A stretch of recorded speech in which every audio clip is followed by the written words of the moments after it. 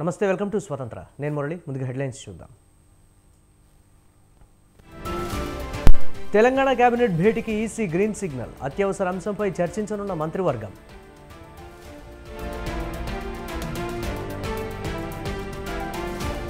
Polling అనంతర అల్లర్లపై దర్యాప్తు ముమ్మరం. 3 జిల్లాల్లో సిట్ పర్యటన.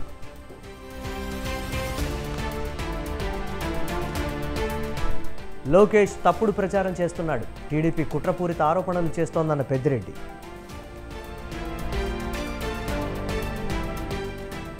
మార్పు కావాలని ఇందిరమ్మ రాజ్యం తెచ్చుకున్నాం. త్వరలోనే అర్హులకు రేషన్ కార్డులు, పెన్షన్లు ఇస్తామన్న పొంగులేటి.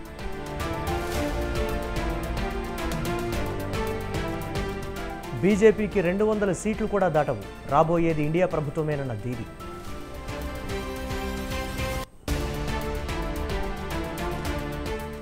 ఆప్ నేతలను జైళ్లకు పంపించేందుకు కుట్ర జరుగుతోంది. బీజేపీ ఆపరేషన్ ఝాడు లక్ష్యమిదే అన్న కేజ్రీవాల్.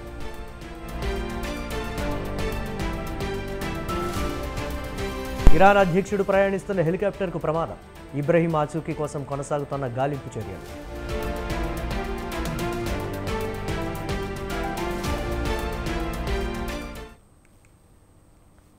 తెలంగాణ కేబినెట్ సమావేశానికి సీఈసీ గ్రీన్ సిగ్నల్ ఇచ్చింది. సమావేశానికి సీఈసీ షరతులతో కూడిన అనుమతి ఇచ్చింది. అత్యవసర విషయాలపైనే చర్చించాలని సూచించింది. ఎన్నికల సంఘం జూన్ 4లోపు చేపట్టాల్సిన అత్యవసర కార్యక్రమాలపై మాత్రమే కేబినెట్లో చర్చించాలని షరతు పెట్టింది. లోక్సభ ఎన్నికల ప్రక్రియ పూర్తయ్యే వరకు హైదరాబాద్ ఉమ్మడి రాజధాని, రైతు రుణమాఫీ అంశాలను వాయిదా వేయాలని సీఈసీ సూచించింది. ఎన్నికల ప్రక్రియలో భాగస్వాములైన అధికారులు కేబినెట్ భేటీకి హాజరు కాకూడదని సీఈసీ షరతు విధించింది. కాగా సోమవారం తెలంగాణ కేబినెట్ సమావేశం జరగనుంది. మధ్యాహ్నం 3 గంటలకు మంత్రివర్గం సమావేశమై అత్యవసర అంశాలపై చర్చించనుంది.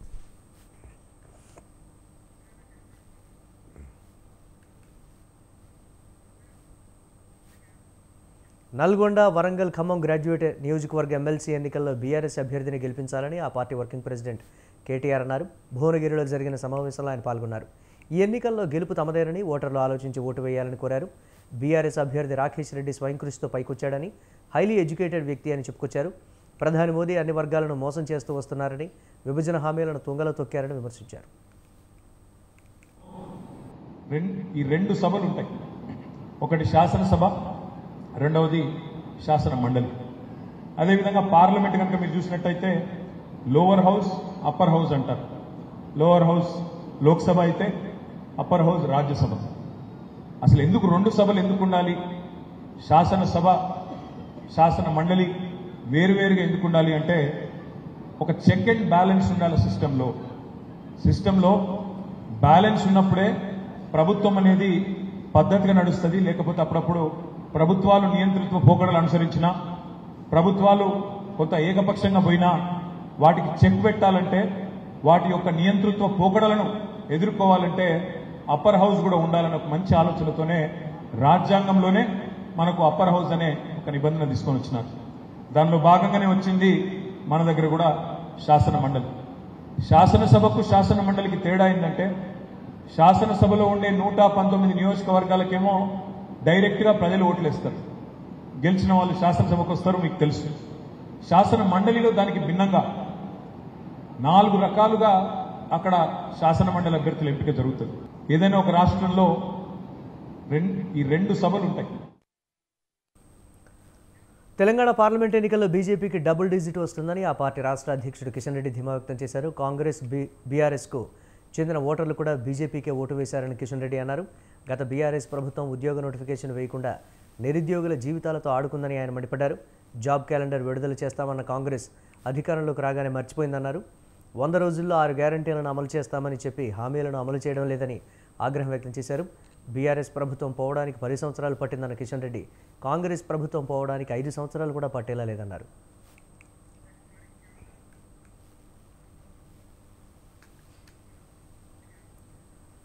మార్పు కావాలని ఇందిరమ్మ రాజ్యం తెచ్చుకున్నామన్నారు మంత్రి పొంగులేటి. ఇళ్లు లేని ప్రతి ఒక్కరికి ఇందిరమ్మ ఇళ్లు ఇస్తామని తెలిపారు.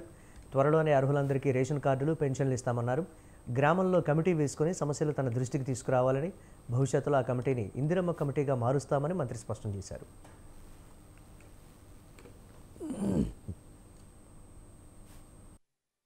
మీరందరూ రాత్రి పగలు అని కష్టపడి మీ సీనన్నను గెలిపించుకుంటే మాకు మంచి జరుగుద్దని, ఇందిరమ్మ రాజ్యం వస్తే మన కష్టాలు పోతాయని కష్టపడి కని విని ఎరగని మెజార్టీతో మీ సీనన్నైన నన్ను గెలిపించారు. మీరు గెలిపించడమే కాదు, మార్పు కావాలని, ఇందిరమ్మ రాజ్యం రావాలి అని రాష్ట్రంలో ఇందిరమ్మ ప్రభుత్వాన్ని తెచ్చుకున్నాం. ఆ ప్రభుత్వంలో మీ సీనన్నకి పెద్దపేట రెవెన్యూ అంటే మీరు అడిగే ఈ భూమి పంచాయతీలన్నీ నా దాంట్లోకి వస్తాయి. మీరు అడిగే ఇళ్ల స్థలము నాకే వస్తుంది, నా దాంట్లోనే ఉంటది. మీరు అడిగే ఇల్లు కూడా నేను ఇచ్చేది, అంటే నా శాఖ కిందనే ఉంటది. కాబట్టి నేను ఇంకొకళ్ళు ఎవరిని అడగకుండా, పాలేరు అంటే నా సొంత ఇల్లు లాంటిది, పాలేరు నియోజకవర్గం అంటే.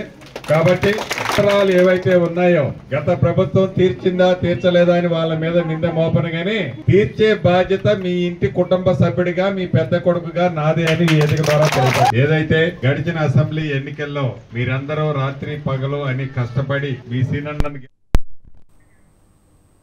తెలంగాణలో బీఆర్ఎస్కు బీజేపీ గండం పొంచి ఉందా? రాష్ట్రంలో తమకు ప్రత్యామ్నాయంగా బీజేపీ ఎదుగుతోందని గులాబీ పార్టీ ఆందోళన చెందుతోందా? పార్లమెంట్ ఎన్నికల్లో బీఆర్ఎస్ ఓట్లు కమలానికి పడ్డాయా? ఎన్నికల ఫలితాల తర్వాత పరిణామాలపై గులాబీ పార్టీలో చర్చ జరుగుతోందా? Watch the story.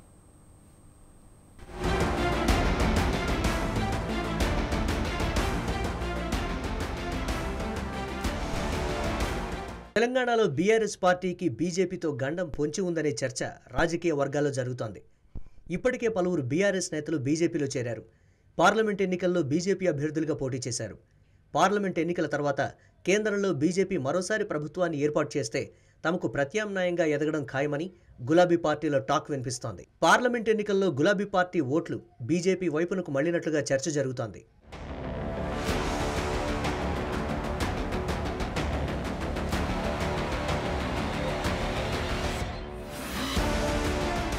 పార్లమెంట్ ఎన్నికలకు ముందు జహీరాబాద్ ఎంపీ బీబీ పాటిల్ బీఆర్ఎస్ నుంచి బీజేపీలో చేరి ఆ పార్టీ ఎంపీ అభ్యర్థిగా పోటీ చేశారు.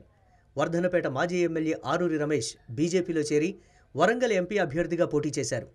హుజూర్నగర్ మాజీ ఎమ్మెల్యే సైదిరెడ్డి బీజేపీలో చేరి నల్గొండ ఎంపీ అభ్యర్థిగా పోటీ చేశారు. బీఆర్ఎస్ మాజీ MP Sitaram Naik Mahabubabad BJP MP అభ్యర్థిగా పోటీ చేశారు. బీఆర్ఎస్ మాజీ MP Godam Nagesh Adilabad BJP MP అభ్యర్థిగా పోటీ చేశారు. Nagar Kurnool BRS sitting MP Ramulu బీజేపీలో చేరి తన కుమారుడు భరత్కు బీజేపీ టికెట్ ఇప్పించుకున్నారు. బీఆర్ఎస్ మాజీ MP Boora Narsaiah Goud Bhuvanagiri BJP MP అభ్యర్థిగా పోటీ చేశారు. బీఆర్ఎస్ మాజీ ఎంపీ కొండా విశ్వేశ్వరరెడ్డి చేవెళ్ల బీజేపీ ఎంపీ అభ్యర్థిగా పోటీ చేశారు.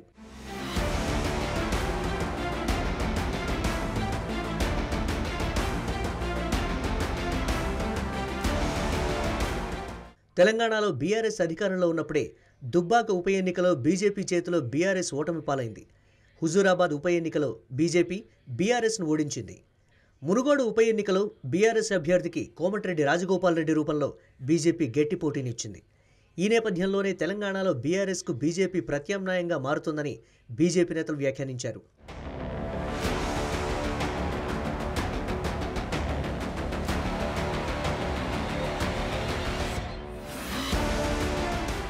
బీఆర్ఎస్ బీజేపీ మధ్య ఈ తరహా పోరు సాగుతూ ఉండగా అసెంబ్లీ ఎన్నికలు వచ్చాయి. అసెంబ్లీ ఎన్నికల్లో కాంగ్రెస్ విజయం సాధించింది. బీఆర్ఎస్ బీజేపీలు ఓటమి పాలయ్యాయి. అసెంబ్లీ ఎన్నికల్లో బీజేపీ 8 స్థానాలకే పరిమితమైంది. ఇప్పుడు పార్లమెంట్ ఎన్నికల్లో బీఆర్ఎస్ బీజేపీ కాంగ్రెస్ల మధ్య జోరుగా సమరం సాగింది. ఇంతకుముందు బీఆర్ఎస్తో పోరాటం సాగించిన బీజేపీ కాంగ్రెస్ అధికారంలోకి వచ్చాక ఆ పార్టీతో పోరు సాగించింది. ఎంపీ ఎన్నికల్లో బీజేపీ కాంగ్రెస్ల మధ్య పోటీ అని ఈ రెండు పార్టీల నేతలు ప్రచారం చేశారు.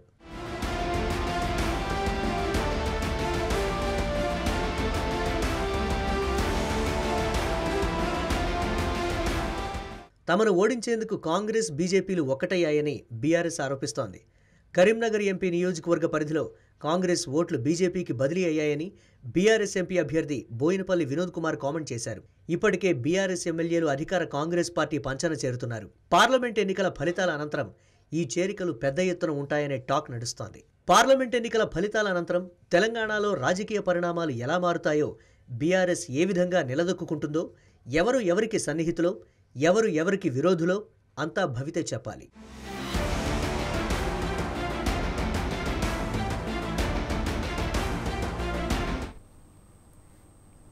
కాంగ్రెస్ బీఆర్ఎస్లపై బీజేపీ ఎమ్మెల్సీ అభ్యర్థి గుజ్జల ప్రేమేందర్ రెడ్డి తీవ్ర విమర్శలు చేశారు.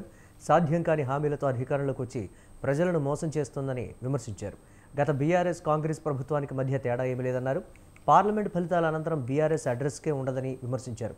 ఎమ్మెల్సీ ఎన్నికల్లో తనను భారీ మెజారిటీతో గెలిపించాలని కోరారు. అలాగే దేశంలో మోదీ చరిష్మాతో ముందుకు వెళ్తున్నామని, ప్రధానిగా మోదీని గెలిపించాలని ప్రజలు ఎప్పుడో నిర్ణయించుకున్నారని తెలిపారు. అభివృద్ధి కేవలం బీజేపీతోనే సాధ్యమని తేల్చి చెప్పారు. అనేక కీలక ఉద్యమాలకు ఇది పుట్టిన గడ్డ. దేశమంతా నరేంద్ర మోడీ వెనుక ర్యాలీ అవుతున్నప్పుడు విద్యావంతులు, మేధావులు, పట్టభద్రులైన మనం నరేంద్ర మోడీ గారికి ఒక కానుకగా నన్ను గెలిపించవలసిందిగా, ఇక్కడ ఉన్న యొక్క మేధావులందరూ, విద్యావంతులు మేము మీ వెంట ఉన్నామనే సంకేతం ఇవ్వాల్సిందిగా నేను సవినయంగా మనవి చేస్తున్నాను. ఒడ్డెక్కే వరకు ఓడమల్లన్న, ఒడ్డెక్కినాక బోడమల్లన్న అనే విధంగా మొండి చేయి చూపారు వీళ్ళు. పోయిన ప్రభుత్వం నిరుద్యోగ భృతి ఇస్తా అన్నది, ఉద్యోగాలు భర్తీ చేస్తామన్నారు. 317 జీవో తీసుకొచ్చి అనేక మందిని తీవ్రమైన ఇబ్బందికి గురి చేసిండ్రు. 416 జీవో తీసుకొచ్చిండ్రు. ఈ ప్రభుత్వం రద్దు చేస్తా అన్నది, ఆ ప్రభుత్వం తెచ్చింది. ఎవరు దాన్ని ఇంతవరకు ఏమీ చేయలేదు. అది రద్దు కావాలని ఇవాళ ముక్త కంఠంతో ఇవాళ నిరుద్యోగులు, ఉద్యోగులు అందరూ కూడా, మేధావంతులు, విద్యావంతులు అందరూ కూడా కోరుతున్నారు. ఎన్నికల్లో ఈసారి జరిగినంత హింస ఎప్పుడూ జరగలేదని మంత్రి అంబటి అన్నారు. సిట్ బృందాన్ని కలిసిన ఆయన కొన్ని విషయాలు నివేదించారు. సత్తెనపల్లి నుంచి తాను 3 సార్లు ఎన్నికల్లో పోటీ చేశానని, పోలీసులు టీడీపీ నాయకులతో కుమ్మక్కయ్యారని ఆరోపించారు. దాడులు అదుపు చేయడంలో పోలీసులు పూర్తిగా విఫలమయ్యారని చెప్పుకొచ్చారు. ఇప్పటికీ తొండపి గ్రామంలో చాలామంది భయంతో ఊరు వదిలిపెట్టి వెళ్ళిపోయారని, వారికి భరోసా కల్పించి ఊరిలోకి తీసుకురావాల్సిన బాధ్యత పోలీసులపై ఉందని అంబటి తేల్చి చెప్పారు.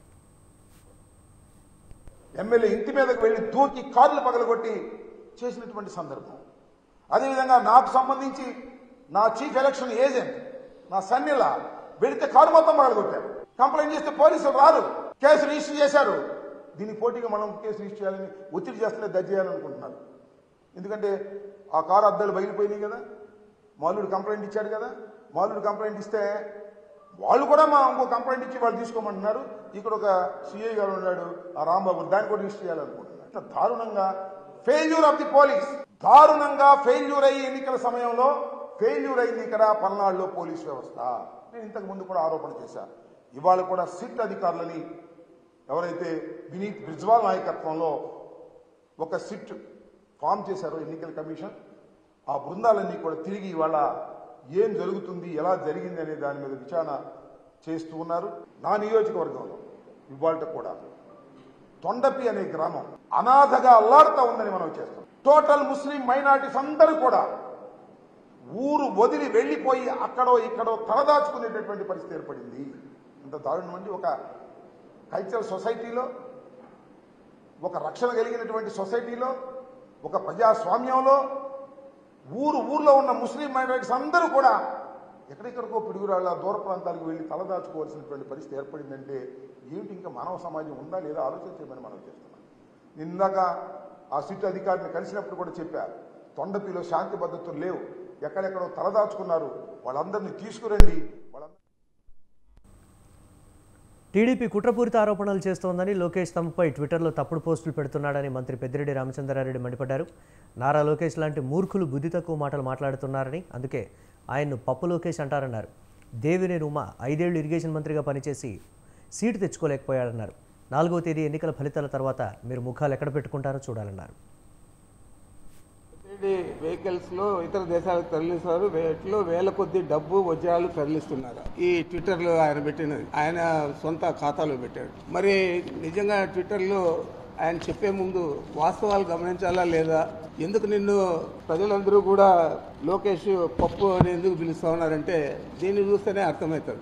ఏదైనా కస్టమ్స్ ఉంటుంది, బండ్లు లోడ్ అయ్యేటప్పుడు కానీ ఇక్కడ ఆఫ్రికాలో పోర్ట్ వచ్చి దారుసలాంలో అక్కడ చెక్ చేస్తారు, ఇక్కడ చెక్ చేస్తారు. వీటిలో డబ్బులు పెట్టే అంత మూర్ఖులు లోకేష్ లాంటి వాళ్ళు తప్పితే ఇంకెవరైనా ఉంటారని అడుగుతున్నాను. మీకేమో చార్టర్డ్ ఫ్లైట్లలో మీరు సూట్ కేసులన్నీ కూడా సింగపూర్కి పంపిస్తారు, దుబాయ్కి పంపిస్తారు, మీకు అది అలవాటు. అంచేత మా మీద కూడా అక్యూజ్ చేస్తూ ఇలాంటి మాటలు మాట్లాడడం అనేది చాలా బుద్ధి తక్కువ మాటలు ఇవి. పప్పుకు అని ఎందుకు పేరు పెట్టారంటే ఇదే నువ్వు తిక్క లోకేష్ కాబట్టి పప్పు అని పేరు పెట్టారు. లేదా రాష్ట్రం ఇచ్చి పారిపోతున్నావు, దేశం ఇచ్చి పారిపోతా ఉన్నావు అని చెప్పి ఆయన నన్నే కాదు మిగతా అందరు నాయకులను కూడా అందరూ పాస్పోర్ట్లు రెడీ చేసుకున్నారు, వీసాలు రెడీ చేసుకున్నారు, ఇతర దేశాలకు పారిపోతా ఉన్నారు వైఎస్ఆర్ కాంగ్రెస్ పార్టీ వారు అని చెప్పి చెప్పడం జరిగింది. మా నాయకుడు పోతే ఏమో ఆయన పారిపోయినట్లు, వీళ్ళ నాయకుడు పోతే మాత్రము మెడికల్ టెస్టులు కంట.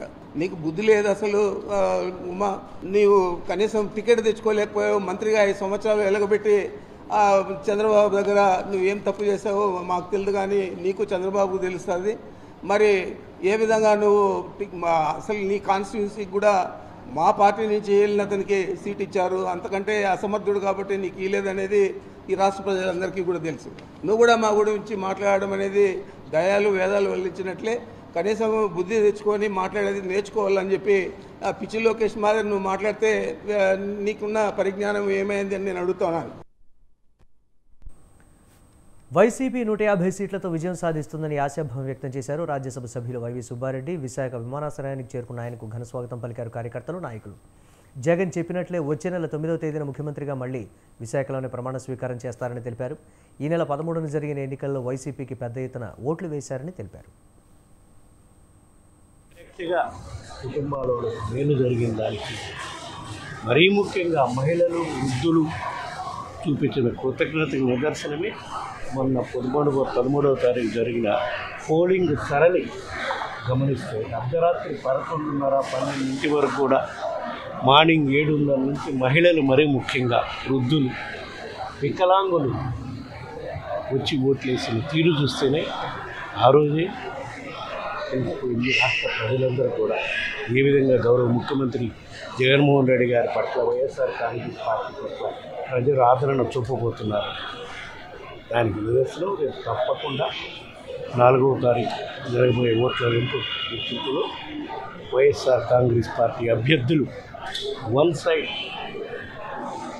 అత్యధిక శాతం 175 మందికి అత్యధిక శాతం 150 పైనే వస్తాయని మా గౌరవ ముఖ్యమంత్రి గారు చెప్తున్నారు. తప్పకుండా అది అక్షరాల నిజం అవుతుంది. ప్రజలు ఆశిస్తున్నారు.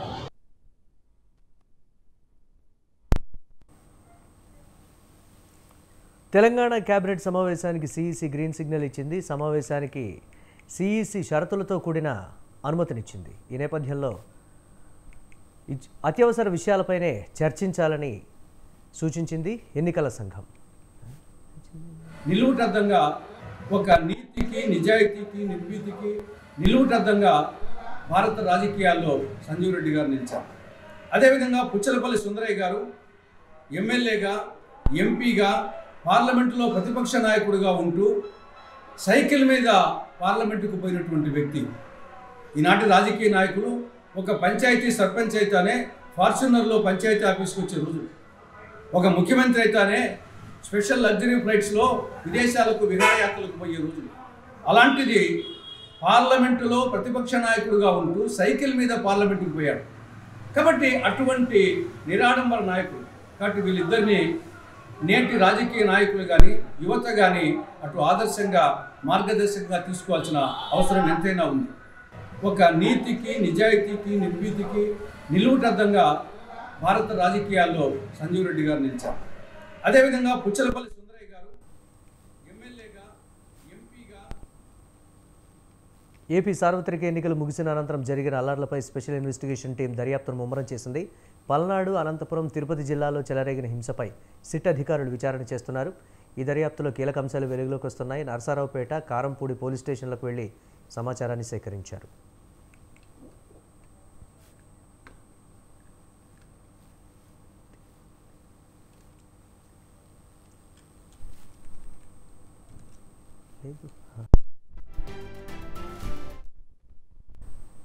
కారంపూడిలో జరిగిన దాడులపై పల్నాడు సీఏ నారాయణస్వామిని ప్రశ్నించారు. ఎఫ్ఐఆర్లో పోలీసులు నమోదు చేసిన పలు సెక్షన్లను సిట్ అధికారులు పరిశీలిస్తున్నారు. దాడుల వద్ద ఉన్న సీసీ కెమెరాలను పరిశీలిస్తున్నారు.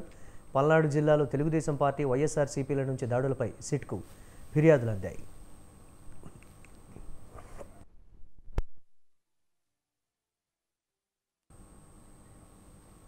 దెందులూరు టీడీపీ అభ్యర్థి మాజీ ఎమ్మెల్యే చింతమనేని ప్రభాకర్ మరోసారి అజ్ఞాతంలోకి వెళ్లారు. ఇటీవల పెదవేగి పోలీస్ స్టేషన్లో చేసిన హల్చల్తో చింతమనేని ప్రభాకర్తో పాటు ఆయన అనుచరులపై పోలీసులు కేసు నమోదు చేశారు. పెదవేగి పోలీసులు అదుపులో ఉన్న నిందితుడిని తమతో పాటు చింతమనేని ప్రభాకర్, ఆయన అనుచరులు తీసుకెళ్లారు. దీంతో చింతమనేనితో పాటు ఆయన అనుచరులు మొత్తం 18 మందిపై పోలీసులు కేసులు నమోదు చేశారు. వారిని అరెస్టు చేసేందుకు పోలీసులు విస్తృతంగా గాలిస్తున్నారు. దీంతో పోలీసులకు పట్టుబడకుండా చింతమనేని అజ్ఞాతంలోకి వెళ్లారు. ఈ నెల 13న పోలింగ్ రోజున పెదవేగి మండలం కొప్పులవారిగూడెం పోలింగ్ బూత్ సమీపంలో ఓ వ్యక్తిపై హత్యాయత్నం చేశారనే ఆరోపణలతో రాజశేఖర్ను పెదవేగి పోలీసులు అదుపులోకి తీసుకున్నారు. ఈ విషయం తెలుసుకున్న చింతమనేని తమ అనుచరులతో కలిసి వెళ్లి పోలీసులతో గొడవపడ్డారు. నిందితుడిని తన వెంట పెట్టుకుని తీసుకెళ్లారు. అడ్డుకున్న పోలీసులతో తీవ్ర వాగ్వాదానికి దిగారు. సీఐ వారించినా ఏమాత్రం తగ్గకుండా దురుసుగా ప్రవర్తించారు చింతమనేని. ఈ కేసులో చింతమనేని కోసం హైదరాబాద్, బెంగళూరుకు ప్రత్యేక బృందాలను పంపారు పోలీసు అధికారులు. చింతమనేనితో పాటు నిందితుల కోసం 6 ప్రత్యేక బృందాలను ఏర్పాటు చేసి గాలిస్తున్నారు.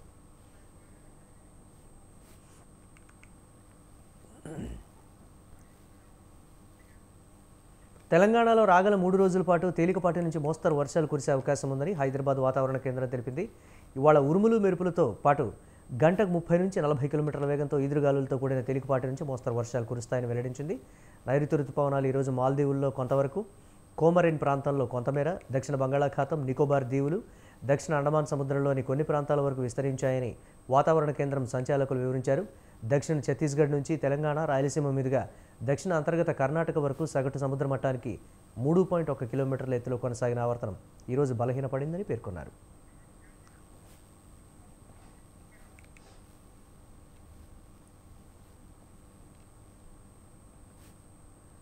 రెండు 2024 లోక్సభ ఎన్నికల 5వ దశ హేమాహేమీల రణరంగం కానుంది. కాంగ్రెస్ నాయకుడు రాహుల్ గాంధీ, కేంద్ర మంత్రి స్మృతి ఇరానీ, జమ్మూ కాశ్మీర్ మాజీ ముఖ్యమంత్రి ఒమర్ అబ్దుల్లా, కేంద్ర మంత్రి పీయూష్ గోయల్, రక్షణ మంత్రి రాజ్నాథ్ సింగ్, సాధ్వి నిరంజన్ జ్యోతి వంటి హేమాహేమీలు తమ అదృష్టాన్ని పరీక్షించుకోనున్నారు. మే 20న జరిగే 5వ విడతలో కేవలం 49 స్థానాలకు ఎన్నికలు జరుగుతున్నాయి. కీలకమైన నియోజకవర్గాలు కావడంతో కట్టుదిట్టమైన భద్రతా ఏర్పాట్లు చేశారు.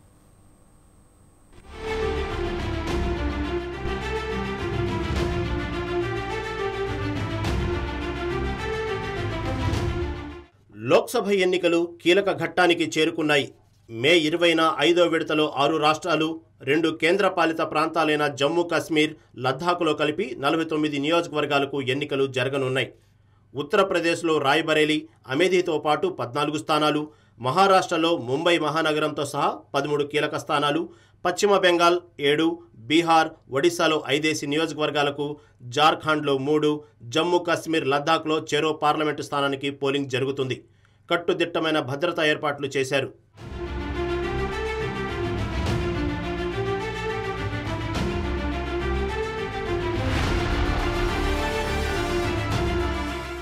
మహారాష్ట్రలో శివసేన ఉద్ధవ్ ఠాక్రే వర్గం, ఏక్నాథ్ షిండే శివసేన, అలాగే అజిత్ పవార్ ఎన్సీపీ, శరద్ పవార్ ఎన్సీపీలకు తమ అస్తిత్వం కోసం పోరాడుతుంటే కాంగ్రెస్, బీజేపీ విజయం కోసం శ్రమిస్తున్నాయి. ఈ ఎన్నికల్లో ప్రజల తీర్పుతో అసలైన శివసేన, ఎన్సీపీ ఏదో తేలిపోతుంది. కేంద్ర మంత్రి పీయూష్ గోయల్ నార్త్ ముంబై నుంచి పోటీ పడుతున్నారు. మరో కేంద్ర మంత్రి కపిల్ పాటిల్ భిమ్వాడి పోటీ పడుతున్నారు. మహారాష్ట్ర సీఎం ఏక్నాథ్ షిండే కొడుకు శ్రీకాంత్ షిండే కూడా హ్యాట్రిక్ విజయం కోసం పోటీ పడుతున్నారు.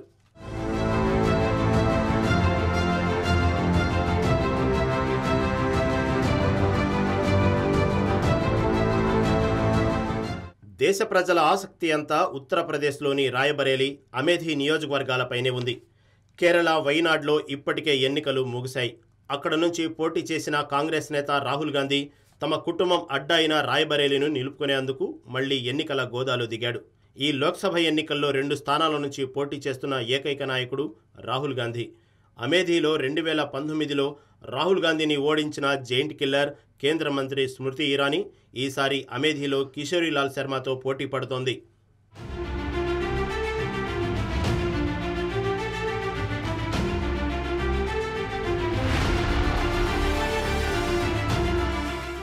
కేంద్ర రక్షణ మంత్రి రాజ్నాథ్ సింగ్ లక్నో నియోజకవర్గం నుంచి పోటీ పడుతుంటే జమ్మూ కాశ్మీర్ మాజీ ముఖ్యమంత్రి ఒమర్ అబ్దుల్లా బారాముల్లా నియోజకవర్గంలో జమ్మూ కాశ్మీర్ పీపుల్స్ కాన్ఫరెన్స్ నాయకుడు సజ్జాద్ లోనేతో పోటీ పడుతున్నారు. కొత్తగా కేంద్ర పాలిత ప్రాంతంగా ప్రకటించిన తర్వాత లద్దాఖ్లో జరుగుతున్న తొలి లోక్సభ ఎన్నికలివి. లద్దాఖ్లో 2014, 2019లో బీజేపీ నెగ్గింది. ఈసారి హ్యాట్రిక్పై దృష్టి పెట్టింది. బీజేపీ నుంచి తాసీ గ్యాల్పన్, కాంగ్రెస్ అభ్యర్థి సిరింగ్నామ్ గ్యాల్ను ఢీకొంటున్నారు. ఇతర ప్రముఖుల్లో ఫతేపూర్ నుంచి సాధ్వి నిరంజన్ జ్యోతి, బన్గావ్ నుంచి శంతన్ ఠాకూర్ పోటీ పడుతున్నారు.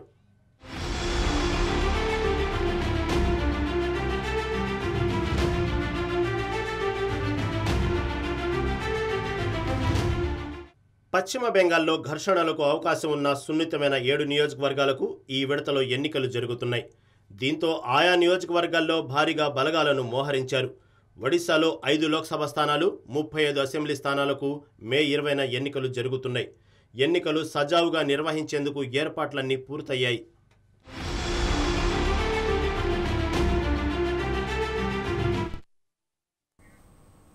ప్రధాని మోదీపై ఢిల్లీ సీఎం కేజ్రీవాల్ తీవ్రస్థాయిలో ధ్వజమెత్తారు. ఆప్ నేతలను అరెస్టు చేసి జైళ్లకు పంపించేందుకు ఆపరేషన్ జాడు కార్యక్రమాన్ని మొదలుపెట్టారని ఆరోపించారు.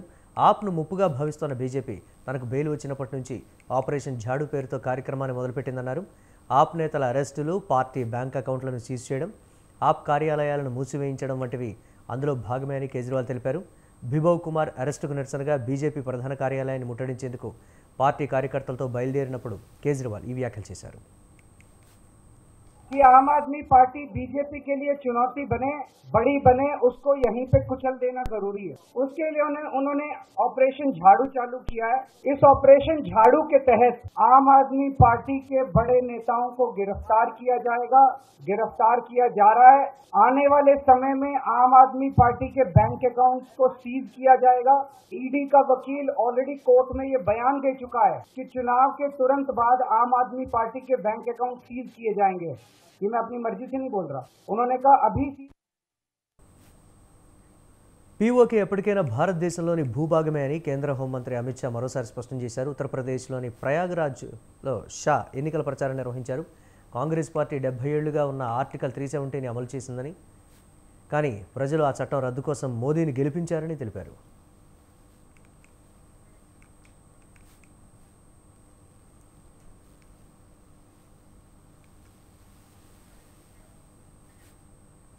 ఎన్నికల తర్వాత కేంద్రంలో ఏర్పడేది ఇండియా కూటమి ప్రభుత్వమేనని తృణమూల్ కాంగ్రెస్ అధినేత్రి పశ్చిమ బెంగాల్ ముఖ్యమంత్రి మమతా బెనర్జీ తేల్చి చెప్పారు.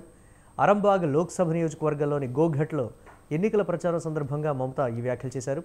ఈ ఎన్నికల్లో బీజేపీకి 200 సీట్లు కూడా వచ్చే పరిస్థితి లేదని పేర్కొన్నారు. రాష్ట్ర ప్రభుత్వాన్ని అప్రదిష్ట పాలు చేసేందుకు బీజేపీతో కాంగ్రెస్, సిపిఐ చేతులు కలిపాయని ఆరోపించారు. కాషాయ శిబిరానికి ప్రయోజనం చేకూర్చే టీఎంసీయేతర పార్టీలకు ఓటు వేయొద్దని కోరారు.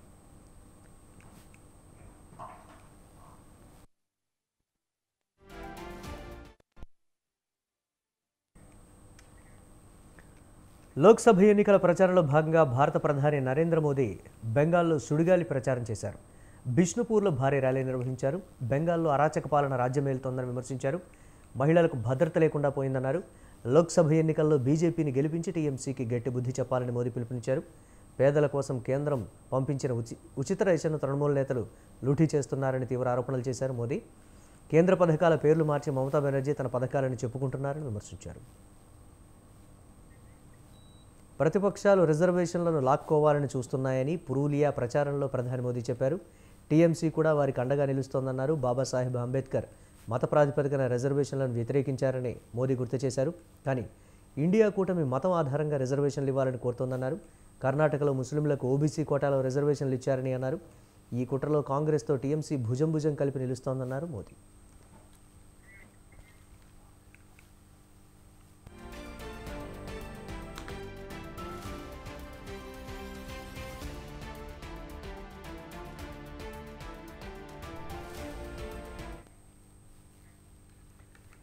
లీగ్ దశలో ఆఖరి మ్యాచ్లో హైదరాబాద్ అదరగొట్టింది. బ్యాటింగ్లో అదే దూకుడు ప్రదర్శించింది. దీంతో 4 వికెట్ల తేడాతో పంజాబ్పై ఘన విజయాన్ని సాధించింది.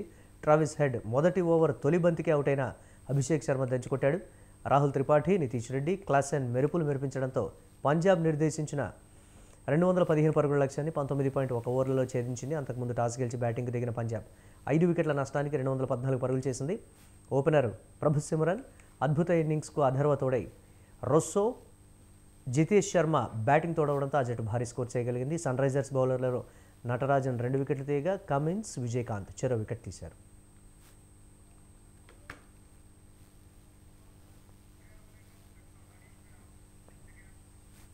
ఇవి ఇప్పటి వరకు అప్డేట్స్. కీప్ వాచింగ్ స్వతంత్ర.